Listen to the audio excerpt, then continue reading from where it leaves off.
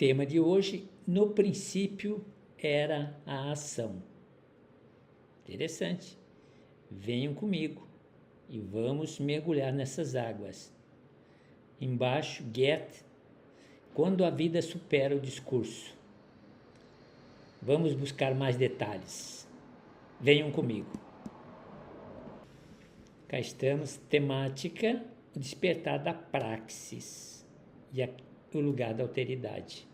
A pedagogia franciscana proclama que o despertar da educação reside na transição da teoria estéril para a ação incandescente, transformando o verbo em verdade vivida.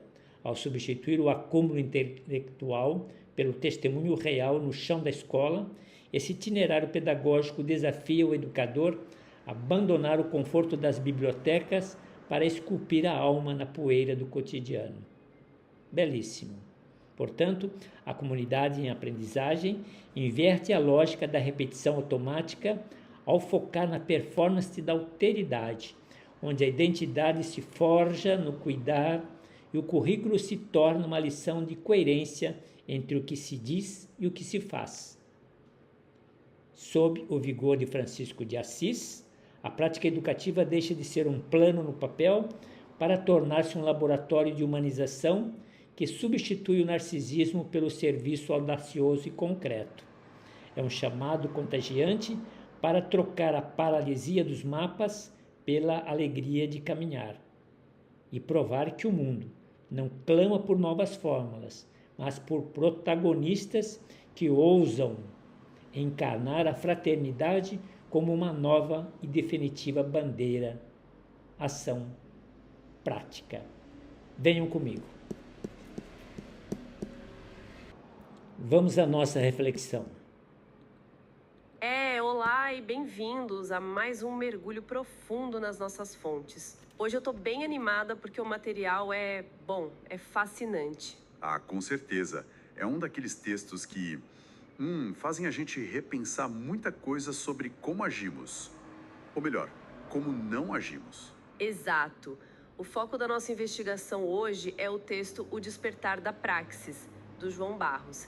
E a nossa missão, para quem nos acompanha, é explorar uma transição urgente pensada para o jubileu de 2026, lá sobre o olhar do Papa Leão XIV.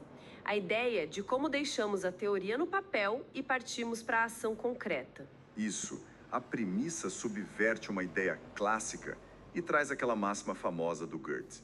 No princípio era a ação. É muito curioso pensar nisso, né?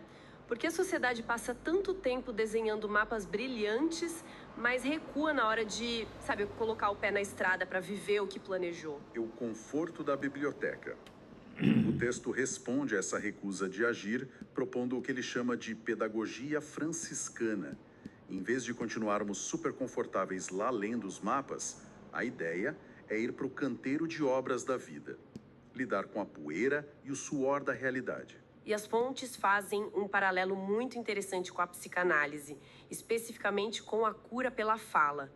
Porque se a análise for apenas um acúmulo intelectual em um divã, ela vira um exercício completamente vazio. Exatamente. O material usa termos bem específicos da psicologia, como o working through, que é a elaboração, em oposição aos chamados acting outs. Tá, mas traduzindo isso para nossa rotina.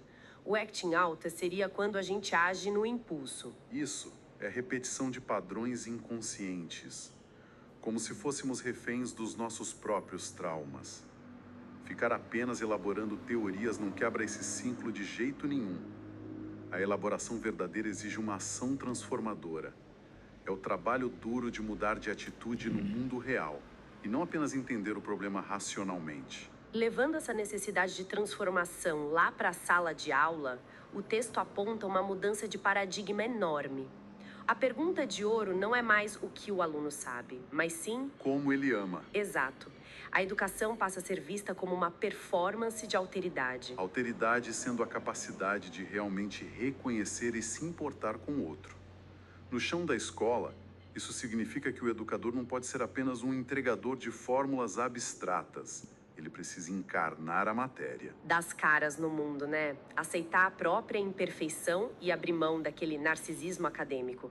O professor se torna a lição viva. O que impede a sala de aula de ser um palco projetado só para arrancar aplausos e a transforma num espaço de conexão genuína? E essa mesma rejeição do narcisismo aparece de forma muito brilhante nos dois exemplos visuais que as fontes trazem. O primeiro é o quadro São Francisco de Assis, do Cândido Portinari, pintado em 1944, para a Igreja da Pampulha. A representação visual lá foca intensamente no esforço físico. As mãos e os pés do santo são enormes e deliberadamente rudes. Uma escolha estética perfeita para ilustrar a mensagem do texto. Ali está um trabalhador do espírito. As mãos calejadas mostram que o aprendizado e a evolução exigem lidar com a sujeira e as asperezas do mundo.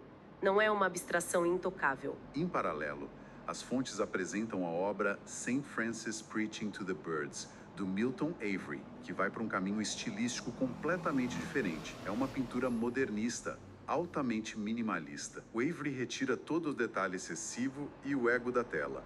Ele usa blocos de cor sólidos para focar em uma única coisa: a harmonia do gesto. É o minimalismo a serviço da conexão universal. Com certeza. A obra mostra que a ação concreta não precisa ser grandiosa ou barulhenta. Ela pode ser o gesto simples e despojado de se comunicar e cuidar do ambiente ao redor. Juntando todas essas peças da psicanálise e as telas do Portinari e do Avery, a mensagem central é que a vida inteira funciona como um laboratório de humanização. O cenário do Jubileu de 2026 não pede novas e complexas fórmulas teóricas.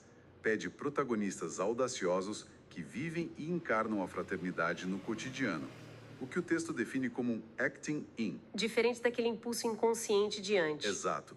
O acting in é a ação que nasce da liberdade consciente.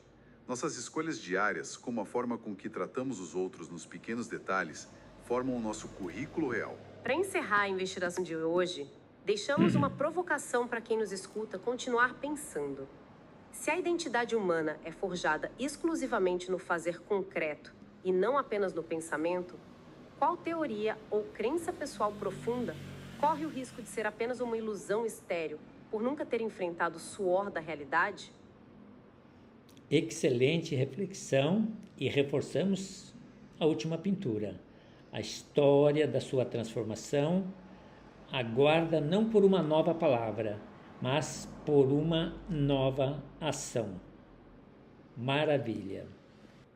Reflexão belíssima, valeu a pena.